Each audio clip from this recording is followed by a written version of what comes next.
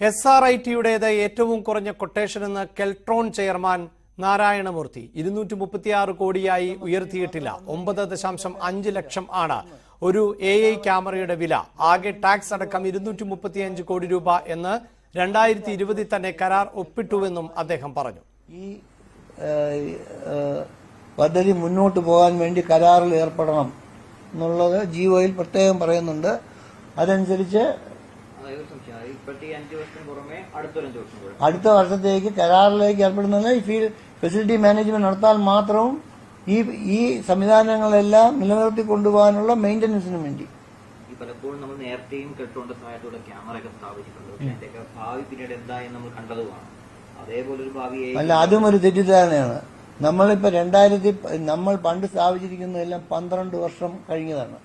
ഒരു സാങ്കേതിക വിദ്യയും 7-8 വർഷം കഴിഞ്ഞാൽ അതിന്റെ ഇലക്ട്രോണിക് കോമ്പണൻസും ഇതൊന്നും കിട്ടത്തില്ല. അപ്പൊ കാലാകാലങ്ങളിൽ ഇത് മാറ്റണമെന്ന് നമ്മൾ ബന്ധപ്പെട്ട ഡിപ്പാർട്ട്മെന്റുകൾക്ക് അറിയിപ്പ് കൊടുക്കുമെങ്കിലും അതിന്റെ ഭരണാനുമതി ലഭിക്കുന്നതനുസരിച്ച് അവർക്ക് നൽകാൻ പറ്റത്തുള്ളൂ. അങ്ങനെ വരുമ്പോൾ പല സ്ഥലങ്ങളിലും ഇതിന്റെ ANC കരാർ പോലും ലഭിക്കാറില്ല. അങ്ങനെ വരുന്നത് കൊണ്ടാണ് സംഭവിക്കുന്നതല്ലാതെ ANC കരാർ ലഭിച്ചിട്ടുണ്ടെങ്കിൽ കെൽട്രോൺ എല്ലാ സ്ഥലത്തും അത് പ്രവർത്തനക്ഷമമാക്കിയിട്ടുണ്ടെന്നുള്ള.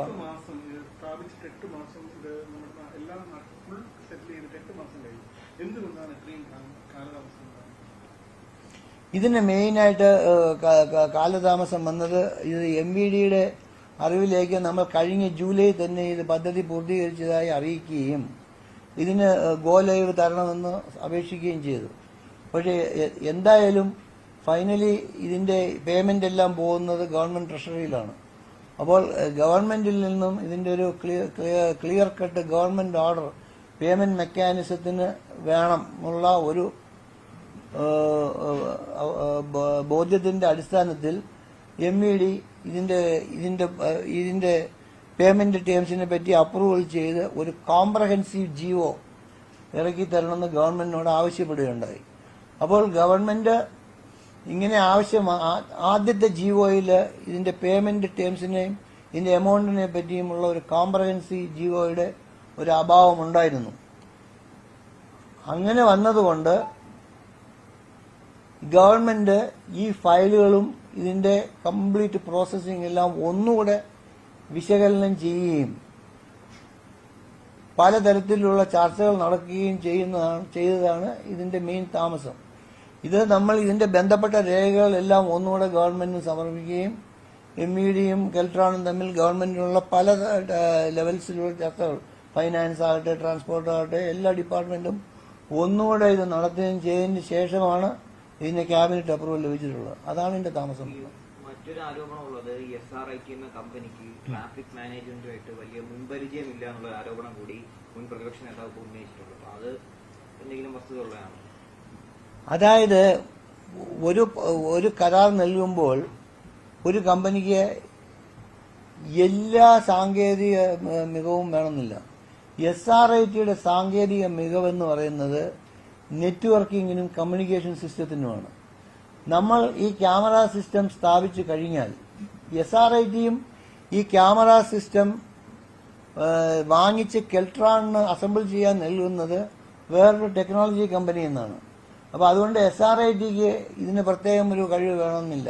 പക്ഷെ അവരുടെ കഴിവെന്ന് പറയുന്നത് ഈ നെറ്റ്വർക്കിങ്ങും ഇതേപോലെ ഈ കമ്മ്യൂണിക്കേഷൻ സിസ്റ്റത്തിനുമാണ്. അത് ഈ കൺട്രോൾ റൂം നടത്തിപ്പിന് വളരെ അത്യന്താപേക്ഷിതമാണ്. അപ്പൊ അതുകൊണ്ട് SRITക്ക് ഒട്ടും ഒരു മേഖലയിലും എക്സ്പീരിയൻസ് ഇല്ലെന്ന് പറയുന്നത് അംഗീകരിക്കാൻ പറ്റത്തില്ല. അവർക്ക് അവരുടേതായ എക്സ്പീരിയൻസ് ഉണ്ട്. മാത്രമല്ല കെൽട്രോണിന്റെ സപ്പോർട്ടോടുകൂടിയാണല്ലോ, കെൽട്രോണിന്റെ മേൽനോട്ടത്തിലാണ് ഇതെല്ലാം നടക്കുന്നത്. അതുകൊണ്ട് ഈ പദ്ധതി പൂർത്തീകരിക്കാനും നടത്തിപ്പിക്കാനും നമുക്ക് തടസ്സം കാണുന്നില്ല.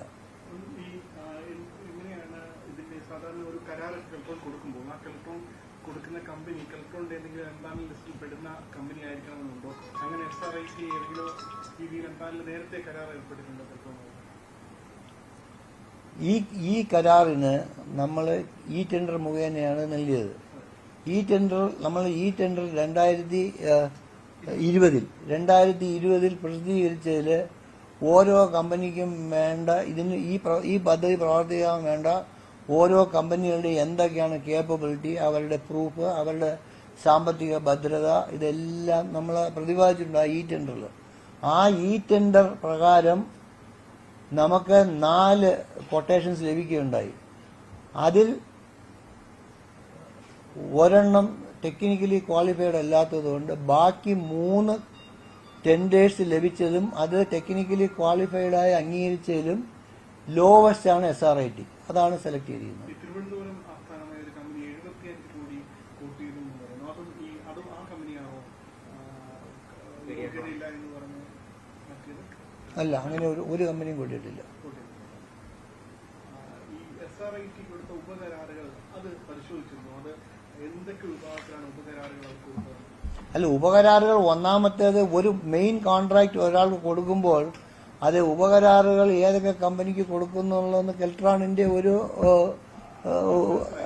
ബാധ്യതയല്ല. എന്നിരുന്നാലും ഇതിനകത്ത് നമുക്ക് ഏറ്റവും ഇമ്പോർട്ടന്റ് എന്ന് പറയുന്നത് ക്യാമറ മോഡ്യൂൾസും അതിനനുബന്ധമായ സാങ്കേതിക വിദ്യയാണ്. അതിവർ കൊടുക്കുന്ന കമ്പനികൾ എന്നിറങ്ങിയാൽ നമ്മൾ പറഞ്ഞിരിക്കുന്ന സ്പെസിഫിക്കേഷൻസ് മീറ്റ് ചെയ്യുന്നുണ്ടോ എന്നുള്ളതാണ് അതിന്റെ ഇമ്പോർട്ടന്റ്. അപ്പോൾ ഇതിൽ ഉപകരാറ് ഇന്ന് പറഞ്ഞനുസരിച്ച് 2 കമ്പനികൾ ഉപകരാർ കൊടുത്തിട്ടുണ്ടെന്നാണ് ആവശ്യപ്പെട്ടത്. അതിൽ ഒരെണ്ണം പ്രസാഡിയോ എന്ന് പറയുന്ന ഒരു കമ്പനിയാണെന്ന് പറയുന്നത്. ഈ പ്രസാഡിയോ എന്ന് പറയുന്ന കമ്പനിയാണ് ഈ കൺട്രോൾ റൂംസും അതിന്റെ സിവിൽ എഞ്ചിനീയേഴ്സും അതിന്റെ സർവറിന്റെ വേണ്ടിയുള്ള ഈ കൺട്രോൾ റൂം സെറ്റപ്പ് ചെയ്യാൻ വേണ്ടിയുള്ള ഉപകരണങ്ങളും സപ്ലൈ ചെയ്തിരിക്കുന്നത്. അത് കഴിഞ്ഞതിന് ശേഷം SRITക്ക് തന്നെ ഇതിന്റെ നെറ്റ്വർക്കും കമ്മ്യൂണിക്കേഷനുള്ള സാങ്കേതിക മികവുണ്ട്, അവരത് ചെയ്തിട്ടുണ്ട്.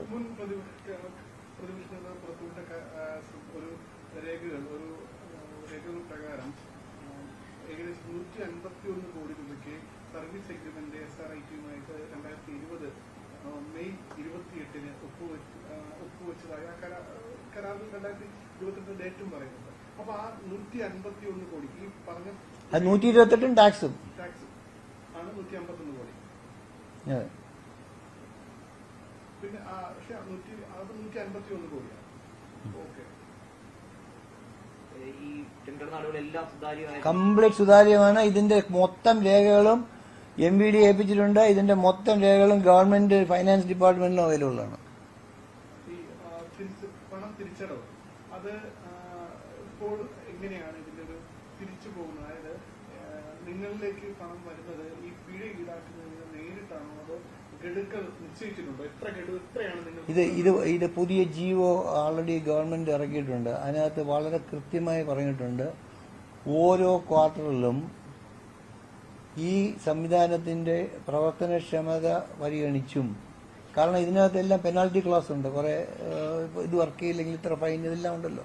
ഇതെല്ലാം വെച്ച് അഡീഷണൽ TC ചെയർമാനായി IT മിഷനിലെ ഒരു മെമ്പറും ശ്രീ ചിത്ര എഞ്ചിനീയറിംഗ് കോളേജിലെ കമ്പ്യൂട്ടർ സയൻസിലെ ഒരു വിദഗ്ധനും ചേർന്ന് കെൽട്രോൺ ബില്ല് സമർപ്പിക്കുമ്പോൾ, ഇതിന്റെ ഓരോ ക്വാർട്ടറിലും ഇത് ബില്ല് സമർപ്പിക്കുമ്പോൾ അതിന്റെ കാര്യങ്ങൾ വിശകലനം ചെയ്ത് ഈ കമ്മിറ്റി മുഖേന ട്രാൻസ്പോർട്ട് കമ്മീഷണർക്ക് കൈമാറി ഗവൺമെന്റിനെ അറിയിച്ചു കഴിഞ്ഞാൽ ഗവൺമെന്റ് അത് റോഡ് സേഫ്റ്റി ഫണ്ടിൽ നിന്നും അനുവദിക്കുന്നതാണ് എന്നുള്ളതാണ് പേയ്മെന്റ് ടേംസ്.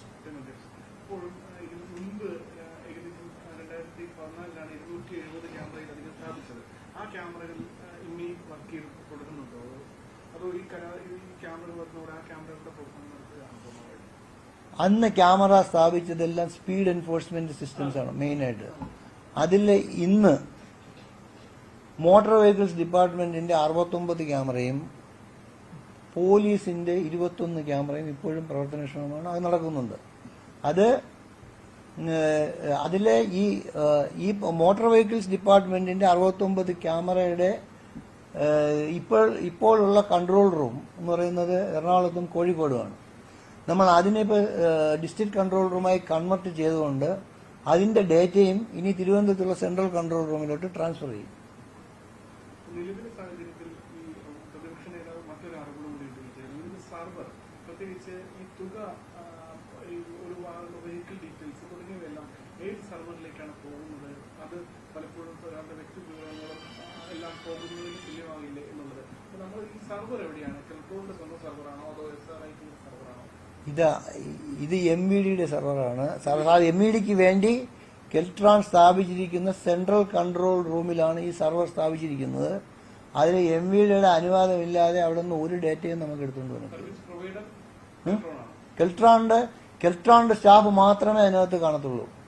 MVDയുടെ മോട്ടോർ വെഹിക്കിൾ ഇൻസ്പെക്ടേഴ്സും അതിനകത്തുണ്ട്. അപ്പോൾ ഇതിന്റെ മൊത്തം ഡേറ്റ ശേഖരണം എന്ന് പറയുന്നത് ഈ സെൻട്രൽ കൺട്രോൾ റൂമിലുള്ള സെർവറാണ്. അതിന്റെ നമ്മൾ ബാക്കപ്പ് എടുത്തു വെക്കും. മാത്രമല്ല ഇതിന്റെ എല്ലാം ഈ വയലേഷൻ വരുന്ന ഡീറ്റെയിൽസ് മാത്രമേ ഈ ഇതിനകത്ത് കാണത്തുള്ളൂ. കാരണം അല്ലാതെ ബാക്കിയുള്ള ഒരു ഡീറ്റെയിൽ ഇതിനകത്ത് കാണത്തില്ല. ഇപ്പോൾ സ്വാഭാവികമായി നിലവിൽ സ്പീഡ് വയലേഷൻ വേണമെങ്കിൽ നമുക്ക് രണ്ട് ക്യാമറകൾക്കിടയിലുള്ള ഒരു വാഹനം കടന്നു പോകുന്ന സമയം നോക്കിയിട്ട് അതനുസരിച്ച് സോഫ്റ്റ്വെയർ മാറ്റും രണ്ടാം ഘട്ടത്തിൽ എന്ന് പറയുന്നു. ഒപ്പം നമ്മുടെ ഫാസ്ടാഗിൽ നിന്ന് വീണ്ടും സ്വന്തം നിലയിൽ ഉണ്ടാക്കാവുന്ന രീതിയിലേക്ക് വീണ്ടും അടുത്ത ഘട്ടത്തിലേക്ക് മാറും എന്ന് പറയുന്നു. അത്തരത്തിലുള്ള ആലോചനകളുണ്ടോ? ഇപ്പോൾ നമ്മൾ സ്പോട്ട് സ്പീഡാണ് കണ്ടുപിടിച്ചിരിക്കുന്നത്. സ്പോട്ട് സ്പീഡാണ് ഇപ്പോഴുള്ള വയലേഷൻ ഫൈനടിക്കുന്നത്. ആവറേജ് സ്പീഡ് വേണമെങ്കിൽ പ്രാവർത്തികമാക്കാം. അത് ഇതുവരെ നമ്മൾ നടത്തിയിട്ടില്ല. അല്ല, അതിനെപ്പറ്റി നമുക്ക് അറിഞ്ഞൂടാ. കാരണം ഇതൊരു അങ്ങനെ റിക്വയർമെന്റ് വന്നില്ല. ഇത് വേണമെങ്കിൽ ഇത് കാരണം വേഗത കാരണം ഇന്നത്തെ സംവിധാനത്തിൽ എല്ലാത്തിനും ഇപ്പോൾ കൗണ്ടർ ആപ്പുണ്ട്. അതനുസരിച്ച് ക്യാമറ ഹെഡ് എന്ന് പറഞ്ഞാൽ അവിടെ മാത്രം വേഗത കുറയ്ക്കാൻ പറ്റും. അപ്പോൾ അങ്ങനെ അത് തടയുന്നതിന് വേണ്ടിയാണ് ഈ ആവറേജ് സ്പീഡ് കൊണ്ടുവരുന്നത്. അപ്പോൾ ഈ ആവറേജ് സ്പീഡ് സംവിധാനം വേണമെങ്കിൽ പ്രാവർത്തികമാക്കാം. അതിനെപ്പറ്റി ആലോചിക്കുന്നുണ്ട്. അതൊന്നും നടപ്പിലായില്ല. പിന്നെ ഫാസ്ടാഗിന്റെ സംവിധാനം കൊണ്ട് ഇത് ഫാസ്ടാഗിൽ നിന്നും ഈ പൈസ കുറയ്ക്കുമോ എന്നുള്ളതിനെ പറ്റി ഞങ്ങൾക്കറിയില്ല. അത് അങ്ങനെ ഒരു ആലോചനയും MVDയിൽ നിന്ന് ഞങ്ങൾക്ക് വന്നിട്ടില്ല.